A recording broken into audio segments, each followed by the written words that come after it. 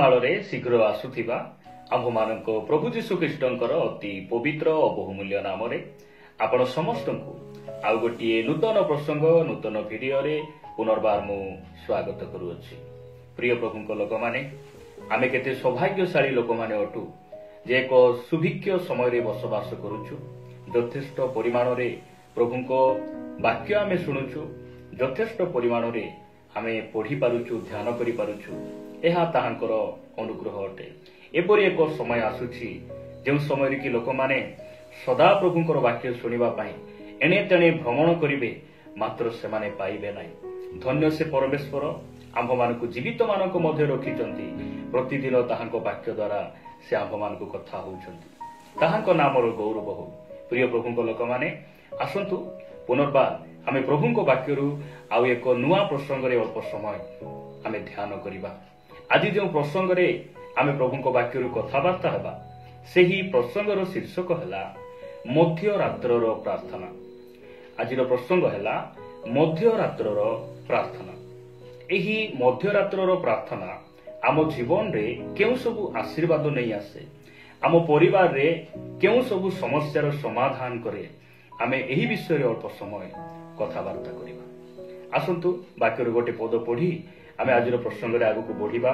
ମୋ ସହିତ ଆପଣମାନେ ଯାକୁବ ପୁସ୍ତକକୁ ଆସିବେ। ଯାକୁବ ପୁସ୍ତକ 5 ଅଧ୍ୟାୟ 13 ପଦରେ ଏହି ପ୍ରକାର ଲେଖାଯାଏ, ତୁମ୍ଭମାନଙ୍କ ମଧ୍ୟରେ କଣ କେହି ଦୁଃଖ ଭୋଗ କରୁଅଛି, ସେ ପ୍ରାର୍ଥନା କରୁ। ପ୍ରଭୁଙ୍କ ନାମର ଗୌରବ ହଉ। ବାଇବେଲ ଆମକୁ ପ୍ରାର୍ଥନା ଅନୁରୋଧ ଦେବା ପୂର୍ବରୁ ନିଜେ ବ୍ୟକ୍ତିଗତ ଭାବରେ ପ୍ରାର୍ଥନା କରିବା ପାଇଁ ଶିଖାଏ। ଏହି କଥାକୁ ଆମ ଖ୍ରୀଷ୍ଟିଆନ ଭାଇ ଭଉଣୀ ମାନେ ଅନେକ ଏହି କଥାକୁ ସେମାନେ କଣ କରନ୍ତି, ସେମାନେ ପାଳନ କରନ୍ତି ନାହିଁ। ଆପଣ ଦେଖିବେ କୌଣସି ସଭା ସମିତିରେ ଆପଣ ଦେଖିବେ ସେମାନେ ଲମ୍ବା ଲାଇନରେ ଘଣ୍ଟା ଘଣ୍ଟା ଧରି ସେମାନେ ଠିଆ ହୁଅନ୍ତି ନିଜର ସମସ୍ୟାକୁ ଅନ୍ୟମାନଙ୍କ ନିକଟରେ ନେଇଯିବା ପାଇଁ।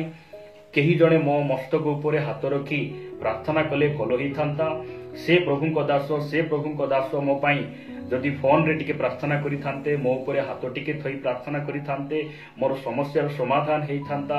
ଏହି ପ୍ରକାର ଅନେକ ଭାଇ ଭଉଣୀ ମାନଙ୍କୁ ଆପଣ ଦେଖିବେ। କିନ୍ତୁ ବାଇବେଲ ଆମକୁ ପ୍ରଥମରେ ନିଜେ ନିଜର ସମସ୍ୟା ପାଇଁ, ପରିବାର ପାଇଁ ପ୍ରାର୍ଥନା କରିବା ପାଇଁ ଶିଖାଏ। ଆମେ ଅନ୍ୟମାନଙ୍କ ନିକଟରେ ପ୍ରାର୍ଥନା ଅନୁରୋଧ ଦେବା କୌଣସି ପ୍ରକାର ଭୁଲ ନୁହେଁ, କିନ୍ତୁ ନିଜେ ପ୍ରାର୍ଥନା ନ କରି ଅନ୍ୟର ପ୍ରାର୍ଥନାର ସାହାଯ୍ୟ ଲୋଡ଼ିବା, ଏହା ସମ୍ପୂର୍ଣ୍ଣ ଭାବରେ ଭୁଲ ଅଟେ। ଅନେକ ସମୟରେ ଆମେ କହୁ, ଯଦି ମୋ ପାଖରେ ସମୟ ଥାନ୍ତା ମୁଁ ପ୍ରାର୍ଥନା କରିଥାନ୍ତି, ମୋ ପାଖରେ ତ ସମୟ ହିଁ ମିଳୁନାହିଁ, ମୁଁ ଦିନ ପ୍ରତିଦିନ ବ୍ୟସ୍ତ ରହୁଛି, ମଣ୍ଡଳୀ ସୌଭାଗ୍ୟତାରେ ଯାଇପାରୁନାହିଁ, ମୁଁ ପ୍ରାର୍ଥନା କରିପାରୁନାହିଁ। ଏହି ପ୍ରକାର ଅନେକ ସମୟରେ ଆମେ କହିଥାଉ। ପ୍ରିୟ ଭାଇ ଭଉଣୀ ମାନେ, ପ୍ରାର୍ଥନା କରିବା ପାଇଁ ସମୟ ମିଳେ ନାହିଁ, ପ୍ରାର୍ଥନା କରିବା ପାଇଁ ସମୟ ମିଳେ ନାହିଁ, କିନ୍ତୁ ପ୍ରାର୍ଥନା କରିବାକୁ ସମୟ ବାହାର କରିବା ପାଇଁ ପଡେ। ସମୟ ବାହାର କରି ଆମେ ପ୍ରଭୁଙ୍କ ନିକଟରେ ଆଣ୍ଠିବା ଆବଶ୍ୟକ ରହିଛି, ପ୍ରାର୍ଥନା କରିବା ଆବଶ୍ୟକ ରହିଛି। ଆଜି ଆମେ କଥାବାର୍ତ୍ତା ହେବା ଯେ ମଧ୍ୟରାତ୍ରର ପ୍ରାର୍ଥନା ଆମ ଜୀବନରେ କେଉଁ ସବୁ ଆଶୀର୍ବାଦ ନେଇ ଆସେ, ଆମ ପରିବାରରେ କେଉଁ ସବୁ ପରିବର୍ତ୍ତନ ନେଇ ଆସେ। ଆମେ ଅଳ୍ପ ସମୟ ପ୍ରଭୁଙ୍କ ବାକ୍ୟରୁ ଆମେ ଧ୍ୟାନ କରିବା। ଆପଣମାନେ ମୋ ସହିତ ପ୍ରେରିତ ପୁସ୍ତକକୁ ଆସିବେ। ପ୍ରେରିତ ପୁସ୍ତକ 16 ଅଧ୍ୟାୟ, ପ୍ରେରିତ ପୁସ୍ତକ 16 ଅଧ୍ୟାୟ 25 ଆଉ 26 ପଦ ଆମେ ପଢିବା। ଏହି ସ୍ଥାନରେ ପ୍ରକାର ଲେଖାଯାଏ, କିନ୍ତୁ ପ୍ରାୟ ମଧ୍ୟରାତ୍ରରେ ପାଉଲ ଓ ସିଲା ଈଶ୍ୱରଙ୍କ ନିକଟରେ ପ୍ରାର୍ଥନା ଓ ସ୍ତବଗାନ କରୁଥିଲେ, ଆଉ ବନ୍ଦୀମାନେ ଶୁଣୁଥିଲେ। ଏହି କଥା ଆମେ ସମସ୍ତେ ଜାଣୁ। ପାଉଲ ଓ ସିଲାଙ୍କୁ ସେମାନଙ୍କୁ ଫିଲିପ ନଗରର କାରାଗାରରେ ରଖାଯାଇଛି। କାହିଁକି ରଖାଯାଇଛି? ଏମାନେ କୌଣସି ଭୁଲ କରିନାହାନ୍ତି, ଅନ୍ୟାୟ କରିନାହାନ୍ତି। ଏମାନେ ପ୍ରଭୁ ଯୀଶୁ ଖ୍ରୀଷ୍ଟଙ୍କର ନାମ ସକାଶେ, ପ୍ରଭୁ ଯୀଶୁ ଖ୍ରୀଷ୍ଟଙ୍କର ସୁସମାଚାର ପ୍ରଚାର ସକାଶେ ଏମାନଙ୍କୁ କାରାଗାର ରଖାଯାଇଛି। ଆଉ ଏହି ସମୟରେ ସେମାନଙ୍କୁ ଯେତେବେଳେ ବନ୍ଦୀଶାଳାରେ ରଖାଯାଇଛି, ସେହି ସମୟରେ ସେମାନେ ଭୟ ଭିତରେ, ସେମାନେ ଡରରେ, ଚିନ୍ତାରେ, ସମସ୍ୟାରେ ସେମାନେ ନିଜକୁ ନୀରବ ରହୁନାହାନ୍ତି। ସେମାନେ ମୁଖରେ କିଛି କହୁଛନ୍ତି। ସେମାନେ ଯେଉଁ ପରମେଶ୍ୱର ତାଙ୍କୁ ବାଛିଥିଲେ, ଯେଉଁ ପରମେଶ୍ୱର ଡାକିଥିଲେ, ସେହି ପରମେଶ୍ୱରଙ୍କ ନିକଟରେ ସେମାନେ କଣ କରୁଛନ୍ତି? ପ୍ରାର୍ଥନା କରୁଛନ୍ତି, ସ୍ତବଗାନ କରୁଛନ୍ତି। ଆଉ ସେହି ସ୍ଥାନରେ ଥିବା ବନ୍ଦୀମାନେ ଏସବୁ ବିଷୟ ସେମାନେ ଶୁଣୁଛନ୍ତି। 26 ପଦରେ ଲେଖାଯାଏ, ସେତେବେଳେ ହଠାତ୍ ଏପରି ମହା ଭୂମିକମ୍ପ ହେଲା ଯେ କାରାଗାରର ଭିତ୍ତିମୂଳ କମ୍ପିବାକୁ ଲାଗିଲା, ଆଉ ତତ୍କ୍ଷଣାତ୍ ସମସ୍ତ ଦ୍ୱାର ମେଲା ହୋଇଗଲା। ପୁଣି ପ୍ରତ୍ୟେକ ଜଣର ବନ୍ଧନ ଫିଟିଗଲା। ପ୍ରଭୁଙ୍କ ନାମର ଗୌରବ ହଉ। ପ୍ରିୟ ପ୍ରଭୁଙ୍କ ଲୋକମାନେ, ମୁଁ ପ୍ରଭୁଙ୍କ ଦାସ ଭାବରେ ମୁଁ ଜାଣେ ନା ଯେ ଆପଣମାନେ କେଉଁ ପରିସ୍ଥିତି ଦେଇ ଗମନ କରୁଛନ୍ତି। ମୁଁ ଜାଣେ ନା ଆପଣ କେଉଁ ରୋଗରେ ଗ୍ରସିତ ଅଟନ୍ତି। ହେଇପାରେ ଆପଣ ଋଣର ବନ୍ଧନରେ ଅଛନ୍ତି, ହେଇପାରେ ଆପଣଙ୍କ ପରିବାରକୁ ନେଇ ଆପଣ ଚିନ୍ତାରେ ଅଛନ୍ତି, ଆପଣଙ୍କ ପୁଅ ଝିଅର ଜୀବନ ଠିକ ନାହିଁ, ହେଇପାରେ ଆପଣ ମଣ୍ଡଳୀରେ ରହି ମଧ୍ୟ ଆପଣ କୌଣସି ପାପରେ ପଡ଼ିଛନ୍ତି, ସେଇଥିରୁ ଆପଣ ବାହାରି ପାରୁନାହାନ୍ତି। ଆଜି ଆପଣମାନଙ୍କୁ ମୁଁ ପ୍ରଭୁଙ୍କ ଦାସ ଭାବରେ କହିବା ପାଇଁ ଚାହେଁ, ଆପଣ ମଧ୍ୟରାତ୍ରରେ ଉଠନ୍ତୁ, ଆଣ୍ଠାନ୍ତୁ, ପ୍ରଭୁଙ୍କ ନିକଟରେ ପ୍ରାର୍ଥନା କରନ୍ତୁ। ପରମେଶ୍ୱର ସେହି ସବୁ ବନ୍ଧନରୁ ଆପଣଙ୍କୁ ମୁକ୍ତ କରିବେ, ବାହାର କରି ଆଣିବେ। ପାଉଲ ଆଉ ଶିଲାର ପରମେଶ୍ୱର ଆଜି ମଧ୍ୟ ଜୀବିତ ଅଛନ୍ତି। ପାଉଲ ଆଉ ଶିଲାଙ୍କ ଜୀବନରେ ସେ ଯେଉଁ କାମ କଲେ, ଆମ ଜୀବନରେ ମଧ୍ୟ ସେ କରିବା ପାଇଁ ସାମର୍ଥ୍ୟ ଅଟନ୍ତି। ଆଜି ସେ ଆମମାନଙ୍କୁ ଉତ୍ସାହିତ କରୁଛନ୍ତି। ପ୍ରିୟ ପ୍ରଭୁଙ୍କ ଲୋକମାନେ, ମଧ୍ୟରାତ୍ରରେ ଆମେ ଉଠିବା, ଆମ ପୁଅ ଝିଅମାନଙ୍କ ପାଇଁ, ଆମର ପରିବାର ପାଇଁ, ଆମର ସେବା କାର୍ଯ୍ୟ ପାଇଁ, ଆମମାନଙ୍କର ଆତ୍ମିକ ଜୀବନ ପାଇଁ ଆମେ ତାହାଙ୍କ ନିକଟରେ ପ୍ରାର୍ଥନା କରିବା। ଏହା ବାକ୍ୟ ଆମମାନଙ୍କୁ ଶିକ୍ଷା ଦିଏ। ଅନେକ ସମୟରେ ଆମେ ସମସ୍ୟାରେ ପଡ଼ିଲା ବେଳେ, ଆମେ ଦୁଃଖରେ ପଡ଼ିଲା ବେଳେ ଆମେ ପରମେଶ୍ୱରଙ୍କୁ ମନେ ପକାଇ ନଥାଉ। ଆମେ ଆମର ବନ୍ଧୁବର୍ଗ, ଆମର ରାଜନେତା, ଆମମାନଙ୍କର ଏହି ପ୍ରକାର କୌଣସି ରିଲେଟିଭ ଲୋକମାନଙ୍କ ନିକଟରେ ଆମେ ଫୋନ ମାଧ୍ୟମରେ ଆମର ଦୁଃଖକୁ ଗୁହାରି ଥାଉ। କିନ୍ତୁ ଆମର ଯେ ଜୀବନର କର୍ତ୍ତା, ଆମର ଯେ ମସ୍ତକ ଉଠାଇବା କର୍ତ୍ତା, ଯେ ଆମକୁ ଉଦ୍ଧାର କରିପାରନ୍ତି, ସଙ୍କଟରୁ ଆମକୁ ଯେ ରକ୍ଷା କରିପାରନ୍ତି, ସେହି ପରମେଶ୍ୱରଙ୍କ ନିକଟରେ ଆମେ ଡାକ ପକାଇ ନଥାଉ। ଆମେ ମଧ୍ୟରାତ୍ରରେ ଯେତେବେଳେ ପ୍ରଭୁଙ୍କ ନିକଟରେ ଆଣ୍ଠେଇବା, ସେହି ସମୟରେ ପରମେଶ୍ୱର ଆମର ପ୍ରାର୍ଥନା ଶୁଣିବେ।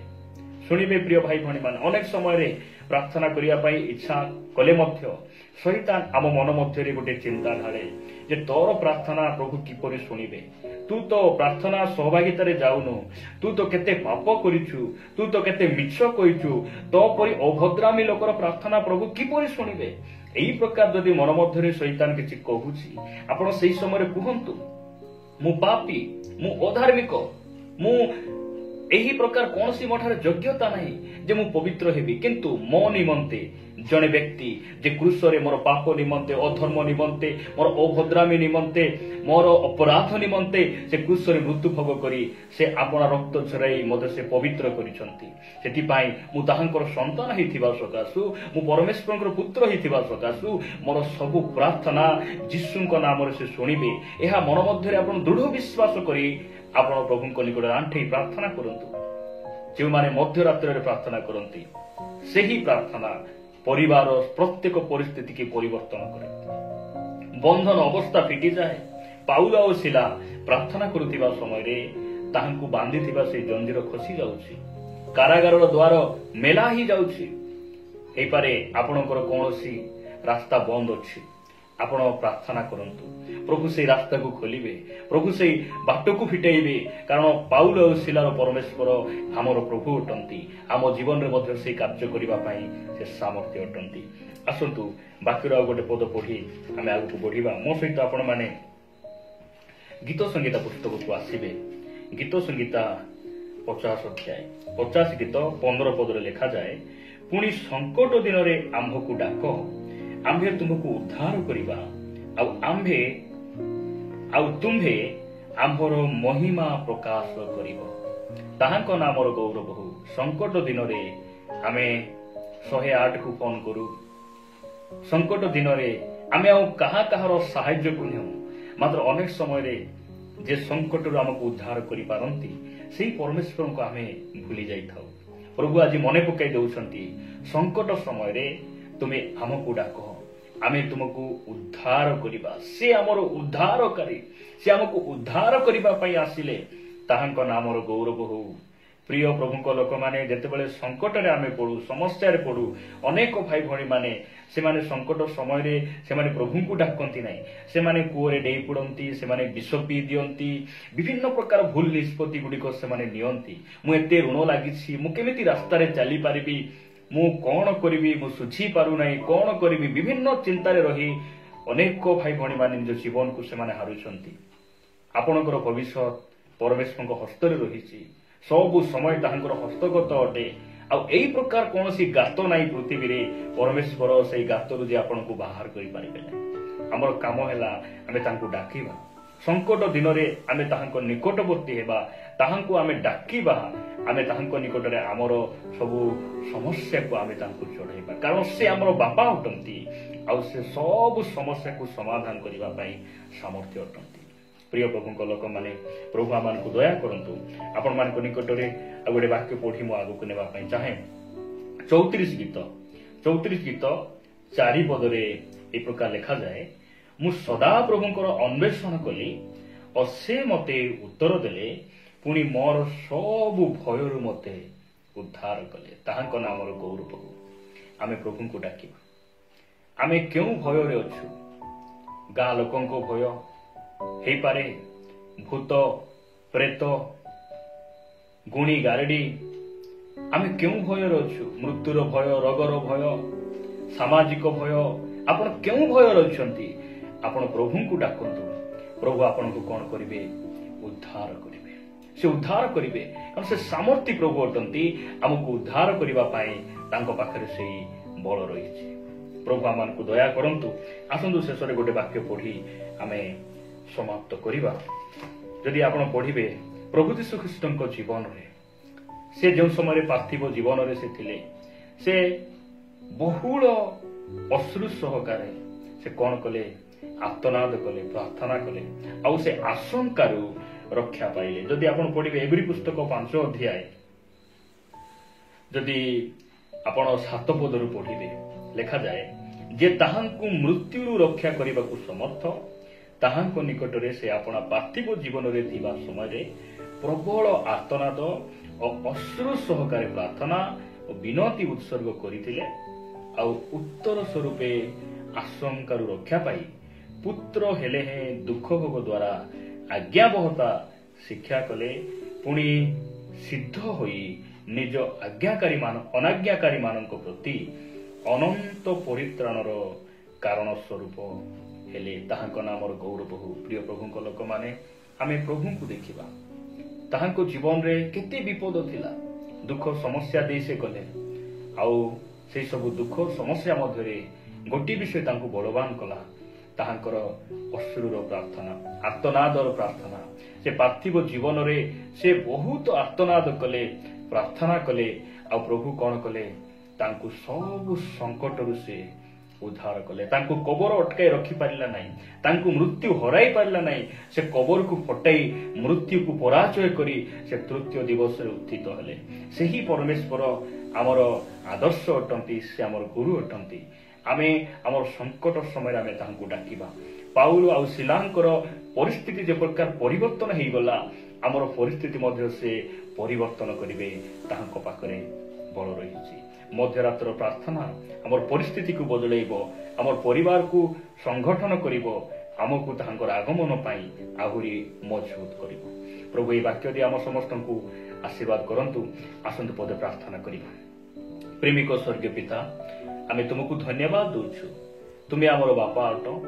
ପିତା, ସଙ୍କଟ ଦିନରେ ଆମେ ତୁମକୁ ଡାକିବା ପାଇଁ ତୁମେ ଆଜି ଆମମାନଙ୍କୁ କହିଛ, ଧନ୍ୟବାଦ। ପିତା, ଅନେକ ସମୟରେ ପ୍ରାର୍ଥନା କରିବାକୁ ଆମେ ବାହାନା କରିଛୁ, ଅନେକ ଛଳନା କରିଛୁ। ତୁମେ ଦୟା କର। ପ୍ରାର୍ଥନା କରିବାକୁ ସମୟ ନଥାଏ, ଆମେ ସମୟ ବାହାର କରି ତୁମ ନିକଟରେ ଆଣ୍ଠେଇବା ପାଇଁ ତୁମ ଅନୁଗ୍ରହ ଦିଅ। ଆଉ ସଙ୍କଟରୁ ତୁମେ ଆମମାନଙ୍କୁ ଉଦ୍ଧାର କରି ଗୌରବ ପାଅ। ମହିମା ଗୌରବ ତୁମକୁ ଦେଇ ପ୍ରାର୍ଥନା ଯୀଶୁଙ୍କ ନାମରେ ମାଗୁଛୁ। ଆମେନ୍। ସମସ୍ତଙ୍କୁ ନମସ୍କାର। ପ୍ରଭୁ ସମସ୍ତଙ୍କୁ ଆଶୀର୍ବାଦ କରନ୍ତୁ। ପ୍ରଭୁଙ୍କ ଅନୁଗ୍ରହ ହେଲେ ପରବର୍ତ୍ତୀ ଅଧ୍ୟାୟରେ ଆମେ ପରସ୍ପର ସାକ୍ଷାତ କରି ତାହାଙ୍କର ଗୌରବ ମହିମା ନିମନ୍ତେ ଆଗକୁ ବଢ଼ିବା। ରହିବା। ନମସ୍କାର। ଗଡ୍ ବ୍ଲେସ୍ ୟୁ।